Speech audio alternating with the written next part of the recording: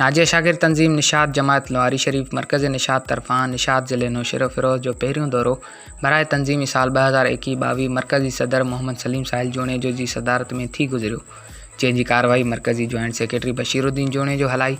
दौरे में मरकज़ी सदर पारां ज़िले नौशेरा फ़िरोज़ जी पुरानी बाडी खे डिज़ाल्व करे नई ज़िले बाडी जो ऐलान कयो वियो, जंहिंमें सदर नबी बख्श फरडो, नायब सदर मोहम्मद छुटल फरडो, जनरल सेक्रेटरी फारूक अहमद फरडो, जॉइंट सेक्रेटरी ज़ीशान अहमद फरडो, फिनांस सेक्रेटरी अनवर अली फरडो ऐं प्रेस सेक्रेटरी सुधीर खान फरडो चूंडिया विया, जिन खां हलफ़ पिणु वरितो वियो। हिन दौरे में मरकज़ी नायब सदर मोहम्मद यासीन टालपुर, मरकज़ी फिनांस सेक्रेटरी मुख्तियार अहमद कीरियो ऐं मरकज़ी प्रेस सेक्रेटरी अमजद हुसैन मसण पिणु मौजूदु हुआ।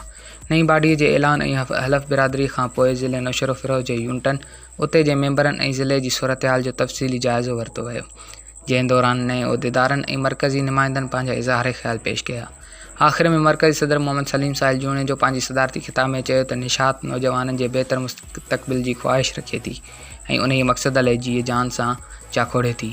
तालीमी सुजागी व बेदारी पैदा करणु निशात पंहिंजो फ़र्ज़ु सम्झे थी। हिन वधीक चयो त निशात हर साल सवनि जी तादाद में प्रोग्राम, सेमिनार ऐं चिटाभेटी जा प्रोग्राम कराईंदी रहे थी ऐं आउं यकीन थो ॾियारियां त हर साल जीअं हिन साल बि निशात जो हर हिकु ज़िलो पंहिंजे माज़ीअ खां बहितर कमु करे ॾेखारींदो। रिपोर्ट मुज़मिल नूर फरडो।